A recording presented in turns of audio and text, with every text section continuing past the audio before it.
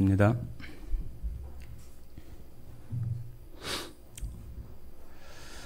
사랑과 은혜가 풍성하신 아버지 하나님 감사드립니다. 이 세상에 살아가며 죄악 속에 살면서도 그것이 죄인지도 모르고 또한 그 결과가 영원한 멸망과 저 불타는 지옥의 심판인 것도 알지 못하던 저희들에게 저희들의 그런 그 결과를 불쌍히 여겨주시고 하나님께서 이 땅에 예수 그리스도를 보내주시고 또한 십자가에서 우리의 모든 죄들을 대속해 하시는 그 구속의 또 계획을 완성하신 그 하나님의 은혜에 참으로 감사드립니다. 예수 그리스도 때문에 저희들이 은혜를 입었고 예수 그리스도 때문에 지옥의 결과가 이제는 하나님의 나라의 자녀가 되는 그 결과로 바뀌게 된 것이며 예수 그리스도의 그 십자가 사랑 때문에 저희들이 이제는 이 땅에 살아가면서도 죄악 가운데 머물러 있지 않고 그 죄악들을 버리며 또한 죄악과 유혹이 올 때 그것들을 물리치고 버리고 이길 수 있는 힘을 우리에게 그 십자가의 능력으로 주시니 참으로 감사드립니다. 주님, 모든 성도들이 그 십자가의 은혜가 힘이 되게 하시고 능력이 되게 하셔서 이 험한 세상에 정말로 그리스도인으로 당당하게 살아가는 모든 성도들이 다 되게 하시기를 원합니다. 주님께서 저희를 구원해 주신 것은 다만 우리를 그냥 그 천국의 결과로만 우리에게 하신 것이 아니라 우리에게 소망을 두고 소원을 두시며 이 땅에 사는 날 동안에 그 하나님을 증거하고 자랑할 수 있도록 저희들을 남겨두신 줄 압니다. 주님, 그러한 시간들을 허비하지 않도록 주님 항상 깨어 살게 하시고 주님 앞에 간구하고 기도하는 그러한 생활들이 되게 하시기를 원합니다. 주님, 저희들 안에 육체의 질병과 어려운 환경으로 또한 고통받는 성도와 가정들을 주님 돌아봐 주시고 항상 우리의 마음이 주님 앞에 고정되게 하시고 주님의 그 시선을 놓치지 않도록 주님 따라가는 저희 모든 자들이 되게 하시기를 원합니다. 주님, 이제 추석이 다가오고 또한 원근 각지에서 또한 혈육과 친지들을 만나는 그러한 기회들이 있습니다. 주님, 우리가 가진 사랑이 어떤 것인지를 보여주게 하시고 단순한 친절을 넘어서서 그리스도와 하나님의 사랑을 그들로 하여금 볼 수 있는 기회가 될 수 있도록 주님 역사해 주시기를 원합니다. 주님, 오늘 이 시간 가운데에도 하나님의 그 크신 은혜가 하나님의 말씀을 통하여 우리들 심령 안에 깊이 새겨질 수 있도록 주님 은혜로 더해 주시기를 간절히 원하오며 우리를 사랑하시고 언제나 우리의 주인이 되시는 고마우신 예수님 이름으로 기도드렸습니다. 아멘. 네, 오늘 같이 마태복음 28장입니다.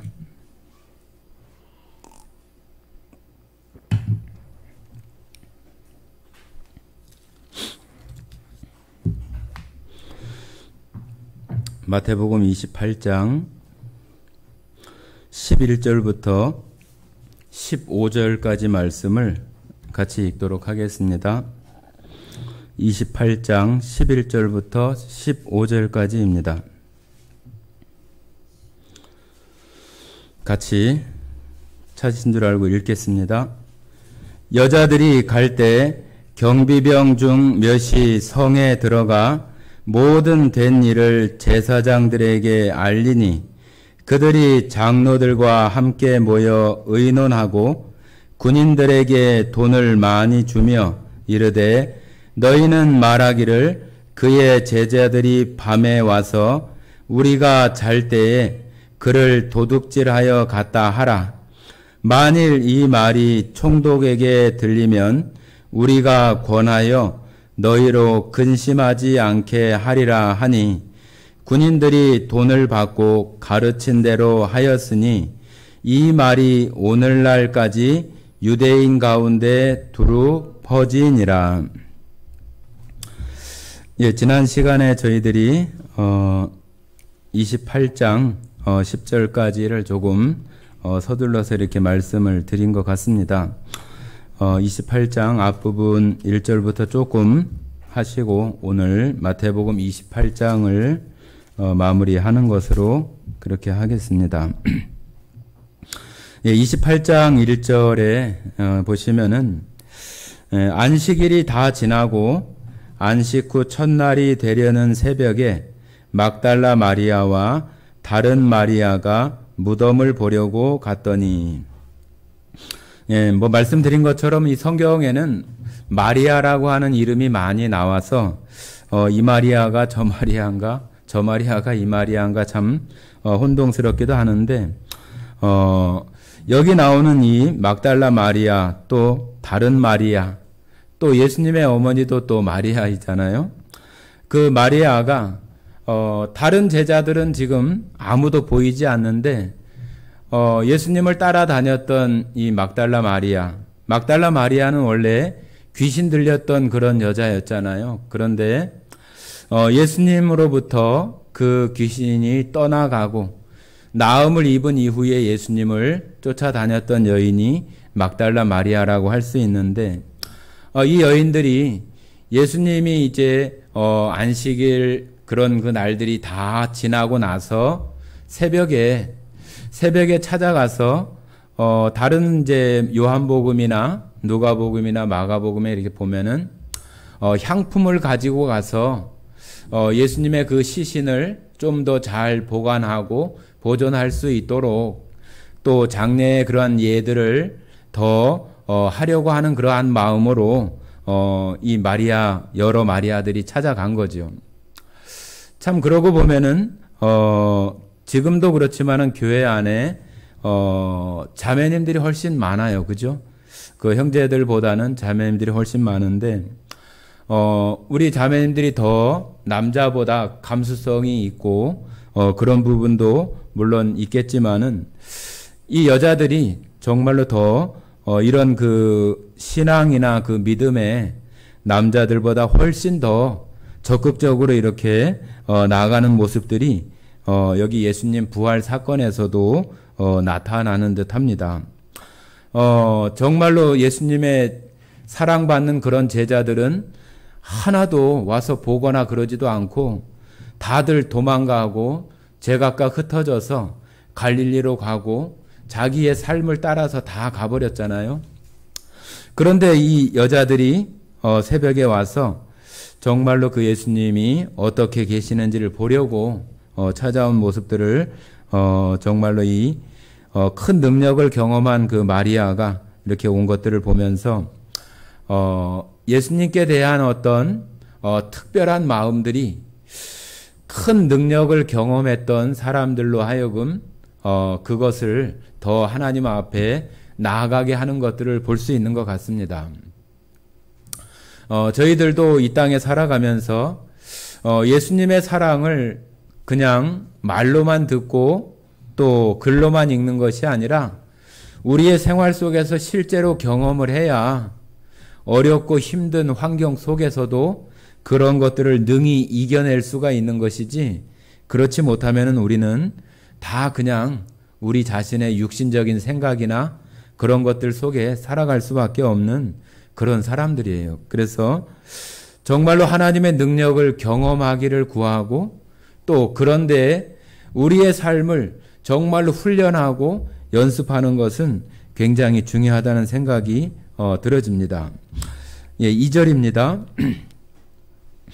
큰 지진이 나며 주의 천사가 하늘로부터 내려와 돌을 굴려내고 그 위에 앉았는데 그 형상이 번개 같고 그 옷은 눈과 같이 희거늘 지키던 자들이 그를 무서워하여 떨며 죽은 사람과 같이 되었더라.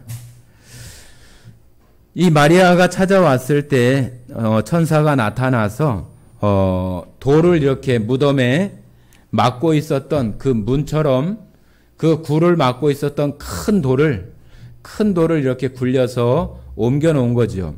그것은 여기 찾아온 이 마리아들에게 예수님이 여기 계시지 않고 이제는 이 무덤이 비어 있는 예수님이 부활했다고 하는 것을 보여주기 위해서 천사가 돌을 굴려서 옮겼다고 이렇게 표현하면서 그 형상이 천사의 형상이 번개 같고 그 옷은 눈같이 희건을 그렇게 얘기를 합니다.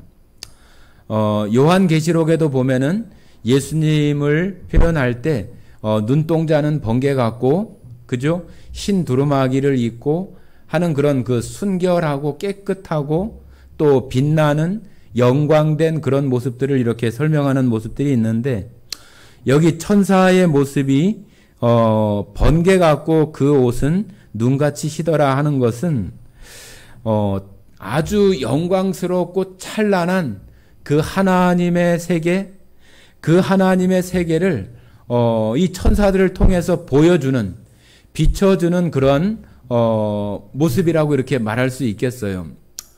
그러니까 우리가 살아가는 이 세상과는, 하나님의 세상과는 너무나 질적으로 다르고 차원적으로 다른 그런 가운데에 있다고 하는 것을 우리들로 하여금 이 천사들의 어떤 그 모습을 통해서 우리로 하여금 이렇게 알 수 있도록 보여주는 그 모습이 바로 이 번개 같고 그 옷은 눈같이 희더라 하는 그런 마치 그 하나님의 나라를 비추어서 천사로 하여금 보여주는 그 나라가 우리가 말로 형언하거나 또 말로 이렇게 그것이 어떠한지를 설명할 수 없을 만큼 찬란하고 영광되다고 하는 것을 이처럼 천사들을 통해서 보여주는 모습이라고 말할 수 있겠습니다.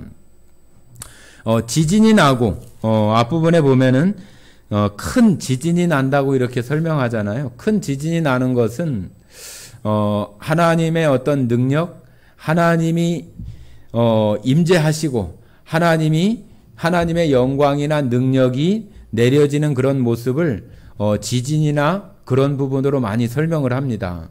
구약 때에도 하나님의 능력으로 땅이 갈라져서 땅이 흔들리고 땅이 갈라져서 하나님 앞에 범죄한 사람들을 땅 속에 다 묻어버리는 그런 일들이 하나님의 능력이나 하나님이 임하시는 어떤 그런 모습들을 이런 지진이나 어떤 우리가 어떤 천지의 어떤 그런 그 움직임이나 변화들 그런 것들을 통해서 나타내는 모습들이라고 말할 수 있겠습니다. 예, 4절에 보시면은 지키던 자들은 경비병들이잖아요. 그죠? 경비병들이 이 천사가 하는 이러한 모습들을 보면서 또 큰 지진이 나오고 이런 일들을 보면서 죽은 사람 같이 되었더라 그렇게 얘기를 하고 있어요. 그러니까 누군가가 와서 공격하거나 그러한 것이 아니라 정말로 초자연적인 어떤 그런 현상에 의해서 무덤을 지키고 있었던 경비병들이 다 죽은 사람처럼 넘어져 버리고 그런 상태가 되어져 버린 거죠. 자, 5절입니다. 천사가 여자들에게 말하여 이르되 너희는 무서워하지 말라. 십자가에 못 박히신 예수를 너희가 찾는 줄을 내가 아노라. 예, 무서워 말라. 얼마나 이런 광경을 보면서 이 무덤에 갔었던 여인들이 두려움에 떨고 이것이 무슨 일인가 엄청난 그런 공포심들이 있었을 텐데 이 천사도 그러고 예수님도 제자들에게 나타나거나 그럴 때 항상 두려워하지 말아라, 무서워하지 말아라, 평강이 있을지어다, 평안할지어다 그런 말씀으로 이렇게 하시잖아요. 우리 사람들이 그런 현상을 볼 때는 당연히 두렵고 무서움들이 우리 가운데 있을 수밖에 없는 거죠. 그러면서 이 천사는 벌써 이 여인들이 왜 여기에 왔는지를 지금 알고 있으면서 얘기를 하는 거잖아요. 십자가에 못 박히신 예수를 너희가 찾는 줄을 내가 알고 있다. 그렇게 얘기를 하면서 그 찾아왔던 여인들에게 말하고 있잖아요. 자, 6절입니다. 그가 여기 계시지 않고 그가 말씀하시던 대로 살아나셨느니라. 와서 그가 누우셨던 곳을 보라. 자, 여기 그 천사가 예수님께서 너희에게 제자들과 함께 이렇게 다니면서 너희들을 가르치고 말했던 것처럼 예수님께서 다시 살아나셨다고 이렇게 얘기를 하면서 그 비어있는 무덤, 예수님을 원래 장사 지내고 세마포로 싸서 누였던 그 자리에 예수님의 그 시신이 있는 것이 아니라 완전히 이제 아무것도 없는 비어있는 그런 상태, 그냥 세마포나 예수님을 쌌었던 그런 것만 놓여 있고 예수님은 그 자리에 없는 그러한 것들을 지금 천사가 보여주는 거죠. 지금 우리가 사는 이 세상에도 많은 어떤 그 자칭 어떤 사람들로부터 섬김을 받는 신적인 그런 존재라고 할 수 있는 것들도 우리가 보는 그 석가, 부처의 무덤도 인도에 가면 아주 크게 이렇게 있잖아요. 그리고 공자의 무덤도 있고 다 이 세상 가운데 살아왔던 많은 사람들로부터 섬김을 받고 어떤 종교적인 어떤 그런 속에서 신적으로 섬김을 받았던 그런 사람들도 비어있는 무덤이 아니라 다 그 시신이 있는 그 무덤들을 다 가지고 있어요. 그런데 예수님은 비어있는 무덤이 있다고 하는 것을 우리는 잘 생각을 해야 되는 거예요. 만약에 그 자리에 예수님이 그대로 누워있는 모습이 있다고 한다면은 다른 그런 것과 별반 차이가 없는 거죠. 그런데 예수님은 비어있고 벌써 이 천사가 문을 돌을 굴려서 열어서 빈 무덤을 보여주고 예수님께서 너희들과 함께 있을 때 말했던 것처럼 살아나셨느니라. 지금 그 굴을 옮기는 순간에 살아나신 것이 아니라 벌써 살아나시고 비어있는 그 무덤을 보여주는 거잖아요. 그죠? 그래서 이 마리아 또 그 외에 마리아가 가서 이 누우셨던 곳을 보면서 예수님이 여기 계시지 않는 빈 무덤을 보고 정말로 예수님이 살아나셨다고 하는 것을 이렇게 알게 되고 다시 이제 제자들에게 돌아가게 되는 거죠. 자, 7절입니다. 또 빨리 가서 그의 제자들에게 이르되 그가 죽은 자 가운데에서 살아나셨고 너희보다 먼저 갈릴리로 가시나니 거기서 너희가 배우리라 하라. 보라, 내가 너희에게 일렀느니라 하거늘. 자, 천사가 얘기해서 제자들에게 가가지고 이야기하라고 이렇게 얘기를 하죠. 자, 우리가 누가복음에 보면은 이런 내용들이 또 나오는데, 자, 한번 누가복음 한번 봐볼까요? 누가복음 24장 한번 보시겠습니다. 24장. 누가복음 24장.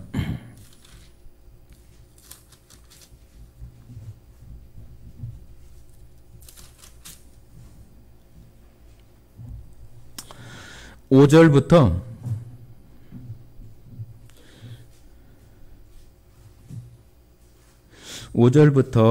11절까지 한번 읽어보겠습니다. 5절부터 11절까지 거기 그 여자들이 갔을 때 그 상황을 잘 더 설명해 주고 있는 내용이니까 한번 5절부터 11절까지 읽어보겠습니다. 여자들이 두려워 얼굴을 땅에 대니 두 사람이 이르되 어찌하여 살아있는 자를 죽은 자 가운데서 찾느냐? 여기 계시지 않고 살아나셨느니라. 갈릴리에 계실 때에 너희에게 어떻게 말씀하셨는지를 기억하라. 이르시기를 인자가 죄인의 손에 넘겨져 십자가에 못 박히고 제3일에 다시 살아나야 하리라 하셨느니라 한데 그들이 예수의 말씀을 기억하고 무덤에서 돌아가 이 모든 것을 11사도와 다른 모든 이에게 알리니 이 여자들은 막달라 마리아와 요한나와 야고보의 모친 마리아라. 또 그들과 함께한 다른 여자들도 이것을 사도들에게 알리니라. 사도들은 그들의 말이 허탄한 듯이 들려 믿지 아니하나. 자, 제자들한테 와서 이 여자들이 이야기를 했지만 이 제자들이 금방 믿었어요? 안 믿었어요? 안 믿었어요. 이것도 물론 그때 우리들이 그 장소에 있었다 할지라도 예수님이 살아나신다고 하는 그런 것에 대해서 정말로 그것을 쉽게 이렇게 믿을 수 있는 것이 그렇게 꼭 쉬운 일만은 또 아닐 수도 있을 것이라는 생각이 들어집니다. 그러나 이 여인들이 가서 그 빈 무덤을 보고 천사를 만났던 그 이야기들을 와서 했을 때 이 제자들은 여전히 믿지 않고 있다가 그 뒤에 이제 베드로하고 요한하고 달려가서 비어있는 무덤을 또 확인하죠. 그리고 나서 이제 정말로 예수님이 부활했다고 하는 것을 이제 그들도 그 마음속에 이제 예수님이 정말로 부활했구나 하는 것들을 이제 알게 되고 또 예수님이 하신 말씀이나 그런 것들을 생각나고 기억하게 되는 거죠. 아까 우리가 읽었던 그 24장에 나오는 말씀 중에 갈릴리로 너희보다 먼저 갈 것이라고 하는 것을 기억하라 그러잖아요. 그죠? 기억하라. 그리고 그 여자들이 기억하고 우리들도 하나님의 말씀을 우리들 안에서 기억해내고 또 말씀이 우리가 생각이 나고 그 말씀을 우리가 이제는 하나님께서 하신 말씀으로 알고 우리가 그대로 실천하거나 살아내는 것이 필요한 거예요. 우리가 그런 말씀들을 기억해내거나 생각해내지 못하면은 어떻게 해야 될지를 모르는 거잖아요. 그래서 누가복음 24장에 나오는 것처럼 그 말한 것이 기억나서 그것을 기억하고 그렇게 실천해 나가는 그런 모습들을 볼 수 있겠습니다. 자, 다시 마태복음으로 다시 오시겠습니다. 네, 8절 읽어보겠습니다. 제가 그 여자들이 무서움과 큰 기쁨으로 빨리 무덤을 떠나 제자들에게 알리려고 다름질할세.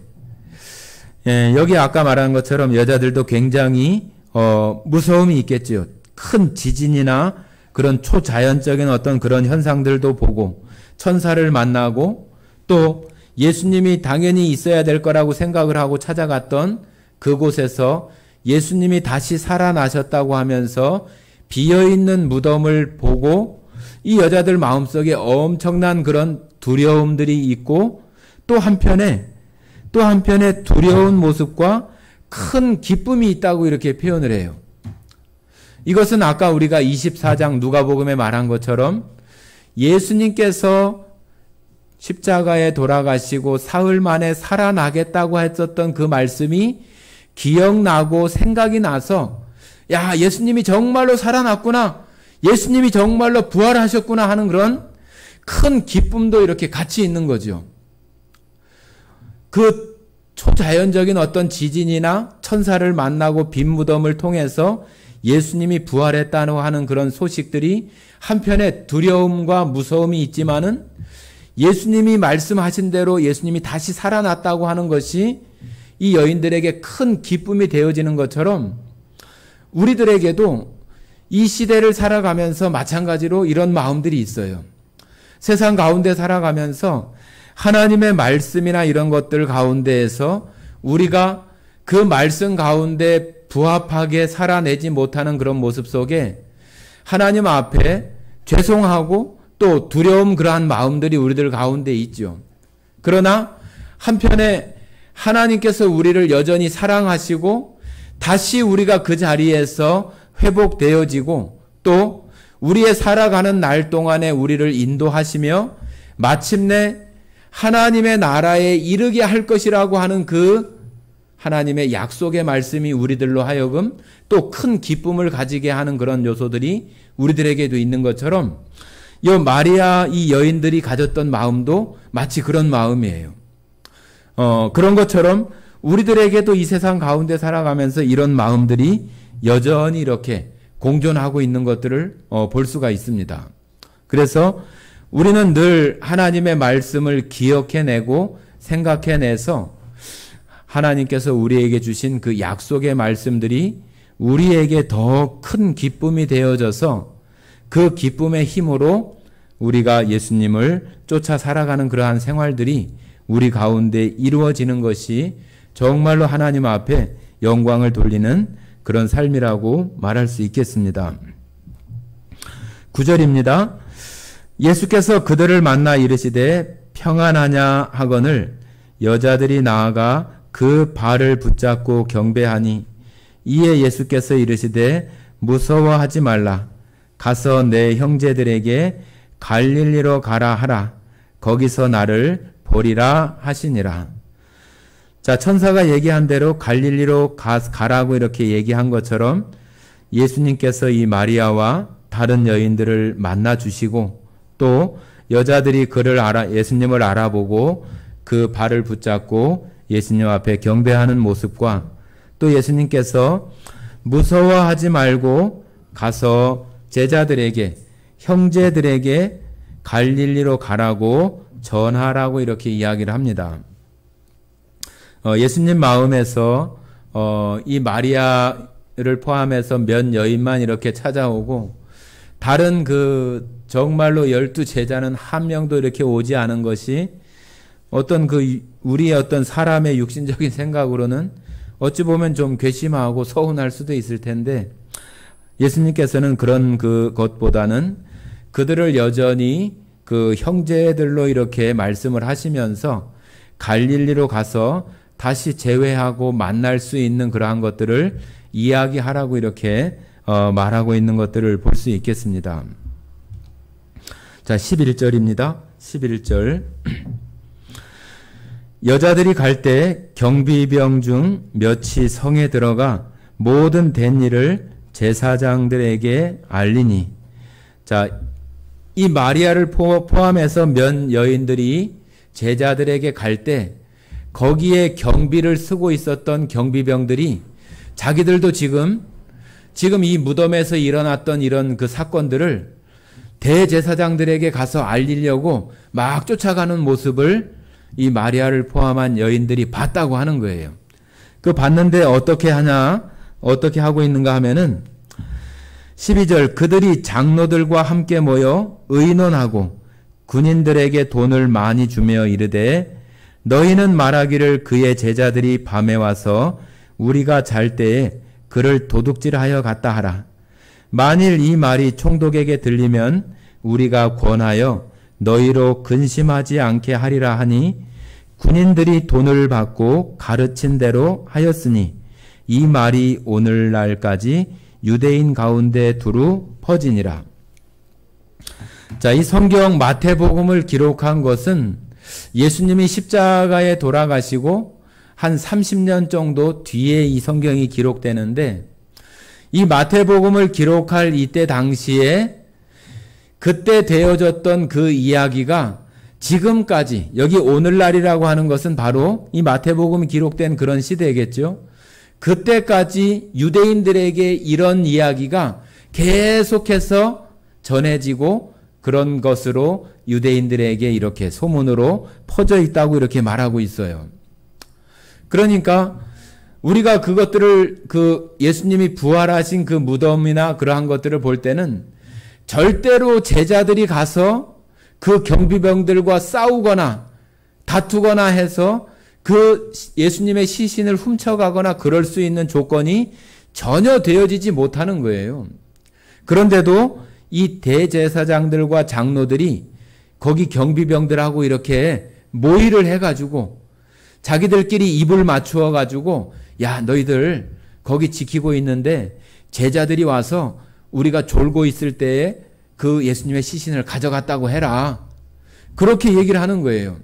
그런데 여기 대제사장들이 뭐라고 얘기했냐면은 이 사건이 만약에 이 빌라도나 총독이나 이렇게 알려지면은 그 경비를 소홀히 해서 어떤 그 사건이 일어난 것은 그 경비병들의 책임이잖아요.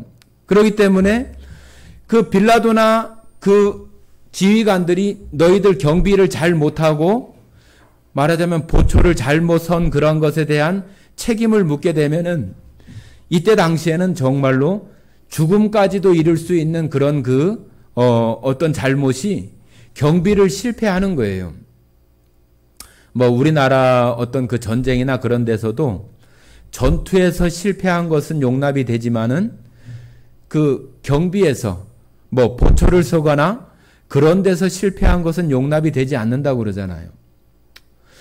그 보초를 잘못 썼다고 하는 것은 나태하거나 게으르거나 잠을 자거나 그 경비를 소홀히 한 그런 것은 전투에 나가서 그 전투에 패배한 것보다도 더 자기의 의무를 소홀히 한 거라고 하는 것에 대한 책임을 묻게 되기 때문에 여기 지금 장로들이 하는 말이 그런 말이에요. 만약에 이런 일 때문에 너희가 책임 추궁을 당하게 되면은 자기들이 잘 말해주겠다는 얘기예요. 여기 14절에 보면은 만일 이 말이 총독에게 들리면, 이 말은 뭐냐면은 경비를 잘못해서 예수님의 시신을 도둑질해 갔다고 하는 것이 총독에게 들려가지고 총독이 왜 이렇게 경비를 못했어? 하고 이렇게 추궁을 하게 되면은 그것들에 대해서 우리가 여기 장로들이나 대제사장들이 그 총독에게 잘 말해서 권해가지고 너희로 근심하지 않게 해주겠다. 경비를 실패한 것에 대해서 이거 어떻게 하지? 나한테 책임 추궁을 하면 어떻게 하지? 그런 근심을 덜어줄 수 있겠다고 이렇게 얘기를 서로 이렇게 입을 맞추어 가지고 예수님의 시신을 그 제자들이 도둑질해 갔다고 이렇게 하라고 얘기를 한 거죠. 그래서 그런 소문이 유대인들 가운데 이 마태복음을 기록할 당시까지 두루 이렇게 퍼져 있는 그런 모습 가운데 있었다고 하는 거예요. 그러니까 예수님이 부활하신 것은 정말로 분명한 돌이킬 수 없는 사실인데 이 사람들이 그런 것을 자기들끼리 어떤 교묘하게 꾸미고 누군가가 보지 않았다고, 다른 사람들은 보지 않았다고, 자기들이 다 알고 있는 사람들끼리 그것을 속이고 거짓말하고 꾸미고 돈을 주고 서로 협착하고 모의해서 그것을 속이는 거죠. 이 총독이나 다른 사람들은 그것을 보지 못했기 때문에 속을 수도 있겠지요. 그러나 하나님이 하시는 그러한 일들을 사람들은 속을 수 있을지 모르겠지만 하나님은 절대로 속지 않으시고 하나님은 그 사람들의 그러한 일에 관계치 않으시고 하나님의 그 역사를 이루어 간다고 하는 것을 우리는 또 살펴볼 수가 있겠습니다. 그래서 예수님이 우리가 이 마태복음을 보면서 예수님이 부활하시고 십자가에 죽으시고 완전히 무덤에 이렇게 봉인돼서 어느 누구도 거기에 근접할 수 없는 순간에 예수님은 장사가 되어져서 완전히 죽음에 이르고 또 온전하게 부활하신 것을 지금 27장이나 28장을 통해서 우리에게 말하고 있는 거예요. 지난 시간에 말씀드린 것처럼 예수님이 이처럼 온전하게 3일 밤낮을 그대로 다 지나는 것은 완전히 죽고, 그죠? 완전히 죽어야 우리의 죄에 대한 그 대속을 이룰 수 있는 거예요.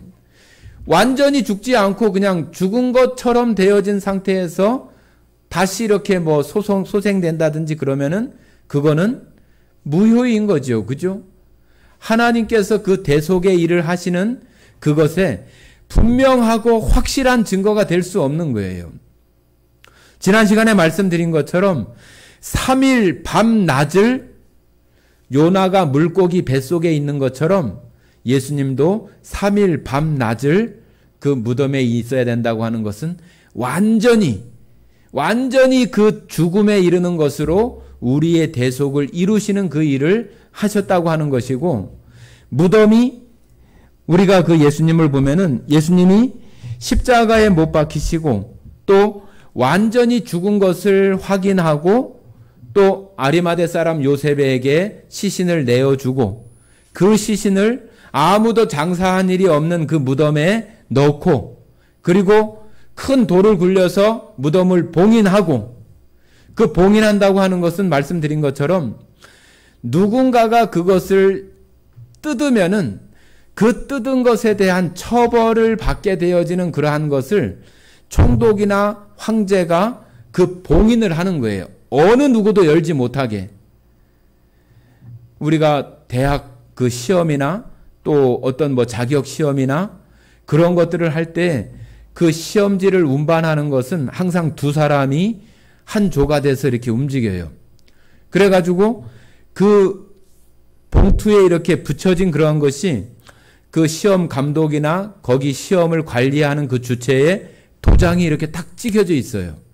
그래서 만약에 그 도장이 이렇게 찢어진다든지 그러면은 여기에 부정이 개입되는 거고 누군가가 시험지 문제가 유출되는 것이고 그런 사건이 되는 거나 똑같은 거예요. 무덤을 봉인을 하고 무덤을 돌을 굴려서 막고 거기에 그런 말씀드린 것처럼 그렇게 총독이나 황제가 그것을 열 수 없도록 딱 봉인을 하는 거예요. 그렇게 했다고 하는 것은 어느 누구도 거기에 근접할 수 없도록 예수님의 죽으심에 아무도 그것을 근접할 수 없도록 완전히 봉인된 그런 상태라고 하는 것을 보여주는 것이고, 그리고 예수님이 부활하실 때에 무덤이 예수님이 이렇게 열고 나오는 것이 아니라 예수님이 부활하신 몸은 그런 몸이 아니잖아요.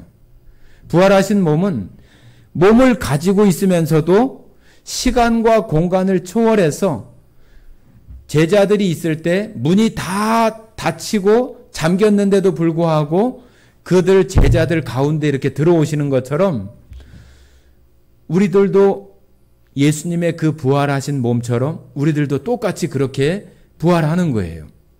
그런 몸으로 부활하신 것이 천사들로 하여금 그 어떤 초자연적인 그러한 현상 가운데 무덤이 열려져서 비어있는 그 무덤을 확인할 수 있도록 예수님이 나와서 내가 굴려놓고 나 부활했어 그런 것이 아니라 예수님은 정말로 그 굴이 봉인되어 있든지 어쨌든지 예수님이 부활하신 몸으로 그 무덤을 나와서 계시다가 천사는 그 여인들에게 비어있는 무덤을 보여줌으로 인해서 예수님의 죽으심과 부활하셨다고 하는 것을 아주 완벽하게 이렇게 보여주시는 그런 모습이라고 말할 수 있어요. 그냥 단순히 예수님이 십자가에 죽으시고 예수님이 부활했어 그 정도가 아니라 예수님을 통해서 하나님의 이 구원하시는 이 일이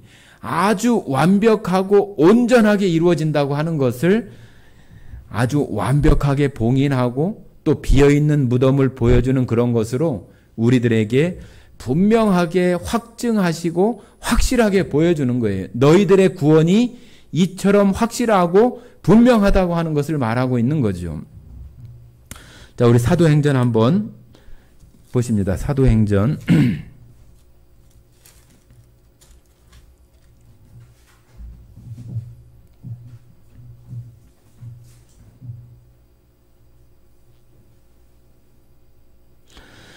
사도행전 1장 3절 한번 보시겠습니다. 3절 같이 읽어보시겠습니다. 3절 1장 3절 같이 읽겠습니다. 그가 고난 받으신 후에 또한 그들에게 확실한 많은 증거로 친히 살아 계심을 나타내사 40일 동안 그들에게 보이시며 하나님 나라의 일을 말씀하시니라. 예수님이 부활하신 그러한 것들을 보이시고 40일 동안 이렇게 제자들과 함께 있으면서 하나님 나라의 일을 말씀하셨다고 이렇게 말씀하시는데, 여기 확실한 많은 증거로 하는 이러한 것이 우리 다른 영어 성경이나 그런 버전에서는 뭐라고 이렇게 표현하냐면은 절대 확실한 증거라고 이렇게 표현하고 있어서, 예수님이 부활하신 것은 사람들이 기다 아니다, 맞다 틀리다 그렇게 논하거나 얘기해서 그런 것이 되어지고 안 되어지는 것이 아니라 하나님께서 이루시는 절대 확실한 증거라고 하는 거예요. 절대적인. 나중에 여기 부분을 혹시라도 청년들은 그 영어 성경을 한번 찾아보면은 그 쓰여진 영어 단어가 그런 표현이에요. 절대 확실한. 절대 확실하다고 하는 것은 우리 사람들이나 피조물들에게는 해당되는 말이 아니에요. 절대적이라고 하는 것은 하나님께만 대한 표현이에요. 그렇기 때문에 예수님이 부활하셨다고 하는 그 사건은 우리 사람들이나 이 피조 세계가 어떻게 할 수 있는 그런 사건이 아니라 하나님이 하시는 절대 확실한 그런 증거라고 하는 거예요. 자, 우리 다시 마태복음 28장으로 오시겠습니다.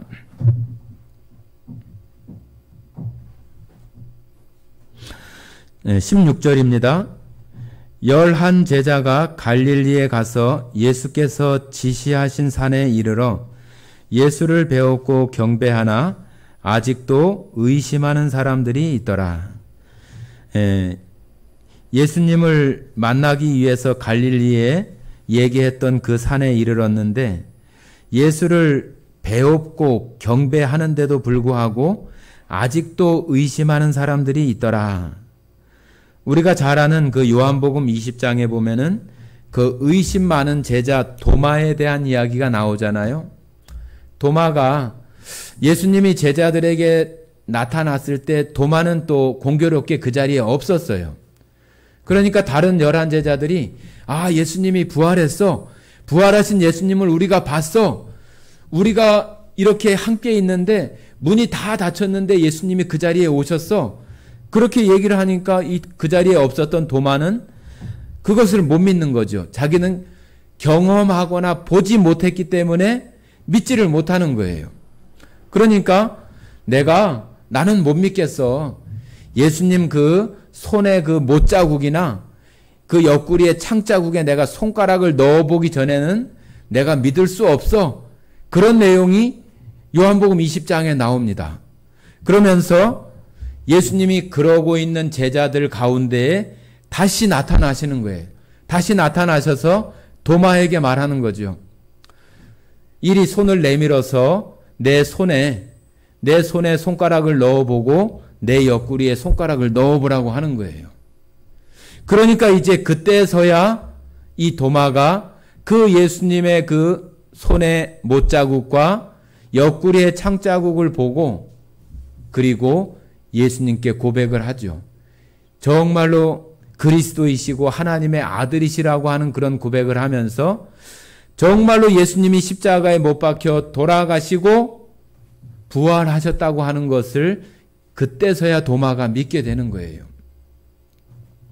지난 주일날 제가 말씀드렸던 그 욥이라고 하는 사람이 하나님께 대한 어떤 그 좁은 어떤 생각, 또 하나님께 대해서 알고 있는 그 좁은 소견이 그 무한하신 창조주의 그 하나님을 제대로 알지 못하고 오히려 하나님께 계속 항변하고 자기는 아무 잘못이 없다고 이렇게 항변하는 그 하나님을 나중에 하나님이 창조주라고 하시는 말씀을 계속 이야기했을 때 그때서야 욥이 그 마음에서 이제 귀로 들었던 그 하나님을 이제 눈으로 본다고 얘기하는 것처럼 도마도 마치 그런 거예요. 제자들이 말하기는 하는데 자기가 실제로 보거나 경험하지 못하니까 믿을 수 없는 거예요. 그래서 예수님은 정말로 너무나 그 친절하게도 그런 도마에게 나무라거나 그러지 않고 정말로 그에게도 그 못자국과 창자국을 보여주면서 믿음이 있는 제자가 되도록 이렇게 하게 하고, 전승에 따르면은 이 도마가 인도에까지 복음을 전하다가 순교했다고 하는 그런 교회사의 그런 전승 가운데 이렇게 나오기도 합니다. 그러니까 우리는 예수님의 제자들이 아주 큰 변화를 일으키는 그 결정적인 순간이 뭐냐 하면은 부활 사건이라고 하는 거예요. 부활. 여러분들 보세요. 예수님이 십자가에 돌아가실 때도 거기에 따라왔던 제자들은 요한 한 사람밖에 없어요. 마리아를 포함해서 다른 마리아 여러 여자들과 요한밖에 거기 따라온 사람이 없어요. 다른 제자들은 다 아이고 이제 예수님 십자가에 죽었으니까 이제 끝났다. 이제는 예수님께 더 이상 기대할 것이 없구나 하고 다 자기 일터로 다 돌아가고 흩어지고 말잖아요. 그런데 예수님이 부활하셨다고 하는 그 사건을 경험하고 목격하고 직접 보게 되는 그 제자들이 너무나 달라지게 되는 그 결정적인 이유가 부활하시는 거라고 하는 거예요. 그러니까 이 부활 사건은 너무 중요하고 우리가 이런 그 사건들을 성경을 통해서 보고 또 듣고 읽고 그렇게 하지만은 이 부활 사건이 정말로 나에게도 예수님과 같이 똑같이 나에게도 이루어질 부활 사건이라고 하는 것을 우리들 마음속에 정말로 믿음으로 볼 수 있고 깨우침이 되어지는 그런 사람들이 놀라운 변화된 삶을 살아갈 수 있게 하는 것이 바로 이 부활이라고 하는 거예요. 그러니까 우리가 날마다 부활이나 십자가 이야기를 듣는다고 할지라도 우리들 마음속에 냉랭하고 이 도마처럼 내가 봐야 믿지, 손가락 넣어봐야 알지, 예수님 부활했다고 하는데 뭐 했는가 보지, 그랬다고 하니까 그냥 그런가 보지, 그런 모습으로 우리들 마음 가운데 그러한 말씀이 되어진다고 한다면은 우리는 이 제자들과 똑같이 그냥 자기의 삶 속에서 그냥 살아가는 모습밖에 되어지지 못해요. 예수님이 부활한 사건이 자신의 그 부활 사건이 되어지는 그러한 신앙으로 우리들 가운데 되어져야 정말로 그 주님을 위해서 내가 이 목숨이 지금 이뤄진다 할지라도 다시 예수님처럼 그 하나님의 나라에서 부활될 거라고 하는 그 확실한 믿음이 그로 하여금 하나님 앞에 담대하게 살아갈 수 있게 하는 그런 사람이 되어지고, 사람들을 두려워하거나 그러지 않는, 세상을 두려워하지 않는 그런 신앙인으로 살게 하는 거예요. 베드로가 어땠어요? 예수님이 십자가에 죽게 되는 그 자리까지 나아가면서 누군가가 얘기할 때 나는 예수님 몰라, 나는 그 사람과 달라, 예수님을 저주하고 맹세하고 부인하고 그 사람들이 무서워가지고 자기 목숨도 위태롭게 되는 것을 두려워했던 그 베드로가 예수님의 부활을 목격하고 난 이후에 우리가 읽었던 그 사도행전 그 2장에 나오는 그러한 일들을 보면은 뭐라고 얘기를 해요? 하나님의 말씀을 듣는 것과 사람들의 말을 듣는 것 중에 어떤 것이 옳은지 너희가 판단하라. 우리들 마음속에서 이 베드로가 그처럼 너무 극명하게 이렇게 바뀌어지는 그런 사건들이 이 부활을 통해서 된 것처럼 우리들에게도 다 각각의 어떤 신앙의 그런 그 어떤 변곡점이나 그런 것들이 있겠지만은 그런 것들보다 더 강력하게 우리로 하여금 하나님을 정말로 똑바로 응시할 수 있게 하는 것은 이 부활 사건이 우리들 사건이 되어질 때 그렇게 된다고 하는 거예요. 자, 다시 마태복음 28장입니다. 18절입니다. 예수께서 나와 말씀하여 이르시되 하늘과 땅의 모든 권세를 내게 주셨으니 그러므로 너희는 가서 모든 민족을 제자로 삼아 아버지와 아들과 성령의 이름으로 침례를 베풀고 내가 너희에게 분부한 모든 것을 가르쳐 지키게 하라. 볼지어다 내가 세상 끝날까지 너희와 항상 함께 있으리라 하시니라. 자, 여기 예수님께서 말씀하시는 거잖아요. 예수님이 지금 말씀하시는 거예요. 하늘과 땅의 모든 권세를 내게 주셨으니, 하나님께서 예수님에게 모든 권세를 넘겨주셨는데, 내가 그러므로 너희는, 여기 제자들이죠. 너희는 가서 모든 민족을 제자로 삼아. 여기 제자로 삼는다, 그런 말은 뭐예요? 제자로 만든다는 얘기죠. 우리가 그 옛날 조선시대나 그럴 때 집신 만드는 것을 집신 삼는다 그래요. 집신 삼는다고. 그런 것이 여기 제자로 삼는다고 하는 것은 제자들을 온전한 제자의 삶을 살아갈 수 있도록 만들어 가는 거죠. 그죠? 가르치고 또 훈련시키고 그런 것을 통해서 제자로 만들어 가는 거예요. 삼아 가는 거예요. 여기 그러면서 뭐라고 얘기를 하냐면은 아버지와 아들과 성령의 이름으로. 이름이라고 하는 것은 우리 사람들에게도 각각마다 다 이름이 있잖아요. 그 이름은 바로 그 인격체, 그 인격을 나타내는 것이 이름이라고 할 수 있는데, 여기 아버지와 아들과 성령은 뭐 각각 따로따로의 어떤 그러한 것이 아니라 삼위일체의 하나님의 모든 것을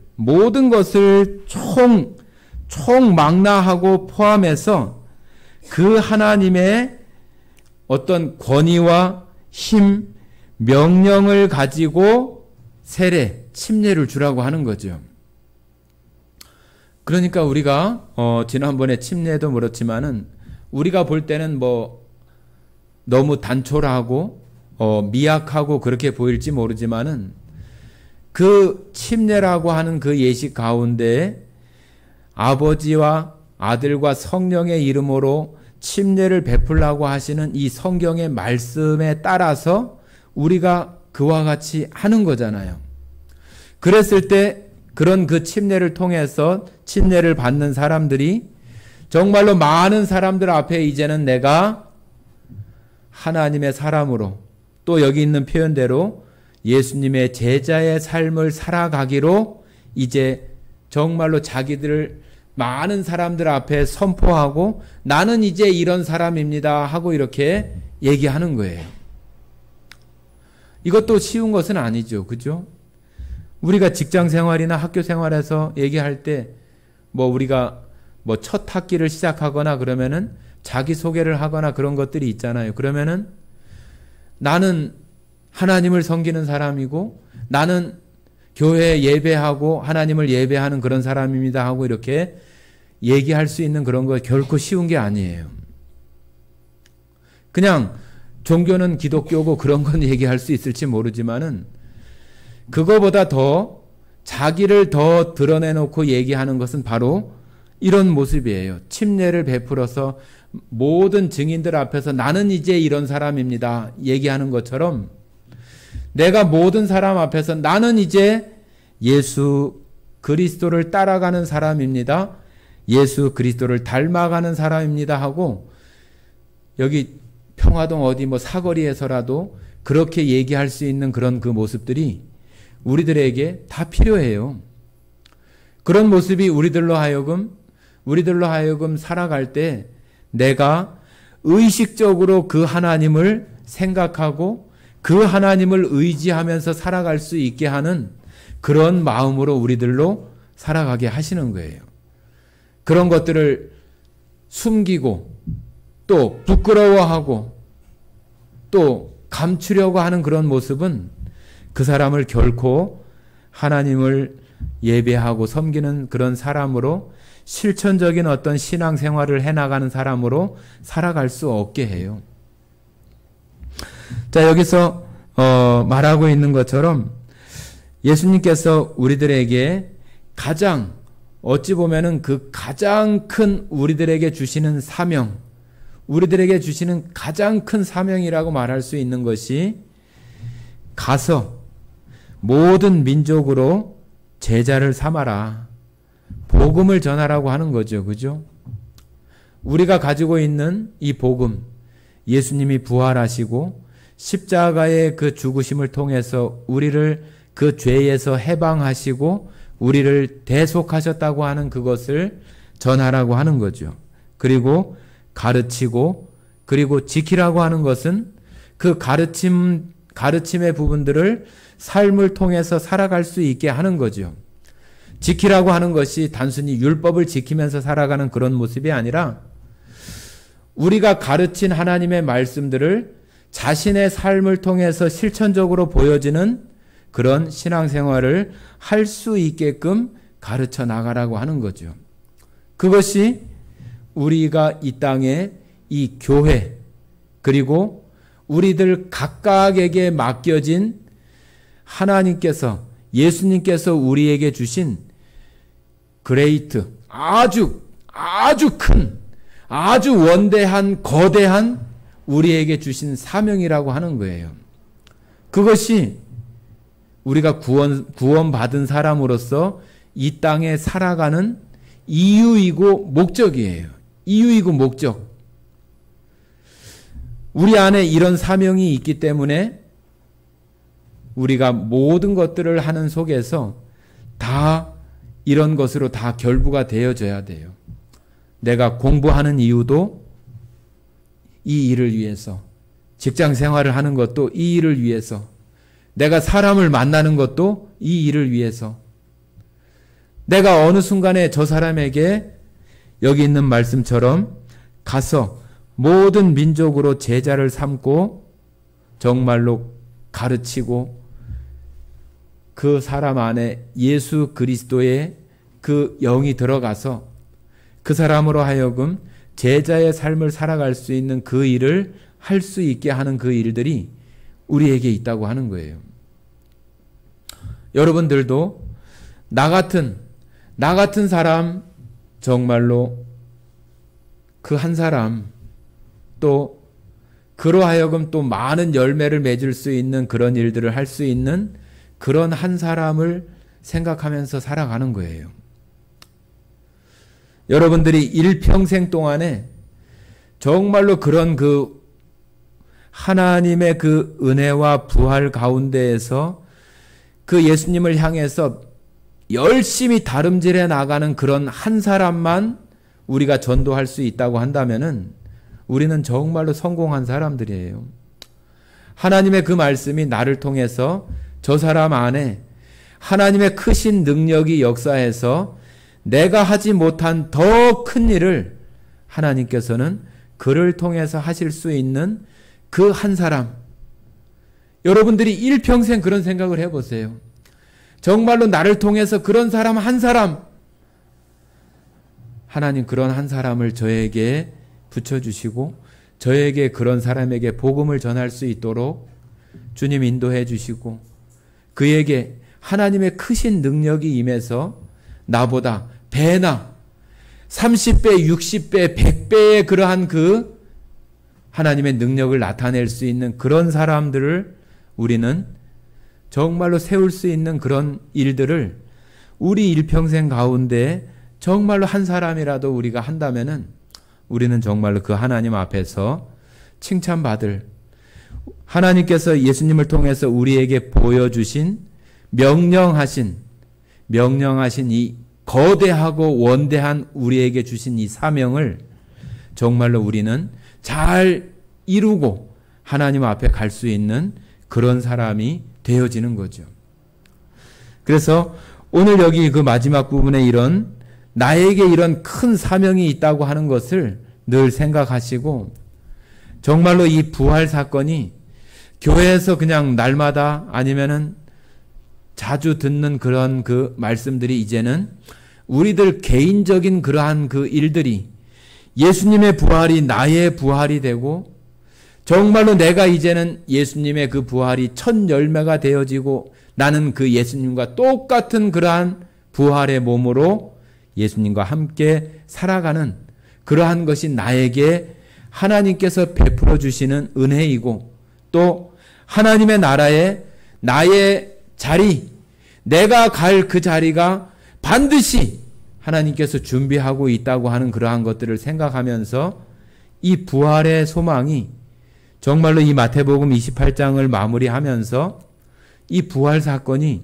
우리들에게 정말로 이제는 듣기만 하는 것이 아니라 실제로 보고 도마처럼 이렇게 느끼고 만져지고 그러는 것처럼 우리 가운데 되어져서 정말로 우리들 마음속에 큰 변화를 일으키는 그런 부활 사건이 우리 각각에게 모두 다 되어지기를 원합니다. 네, 함께 기도하고 마치겠습니다. 사랑 많으신 아버지 하나님 감사드립니다. 예수님의 부활이 곧 나의 부활이고 예수님께서 보여주신 것은 우리 사람들도 또 우리 예수님의 그 십자가의 은혜로 예수 그리스도를 영접한 신자들에게 있을 그 부활을 친히 보여주신 것임을 분명히 알게 하셔서 이 부활의 사건이 우리 각 개인들의 사건이 되게 하셔서 놀라운 변화를 일으켜가게 하시고 우리에게 남겨주신 그 원대하고 위대한 그 사명, 나에게 맡겨주신 그 일들을 잘 감당해내는 그런 우리 교회와 성도들이 되게 하시기를 원합니다. 오늘 이 시간 함께해 주신 은혜에 감사드리며 우리를 사랑하시고 언제나 우리의 주인이 되시는 고마우신 예수님 이름으로 기도드렸습니다. 아멘.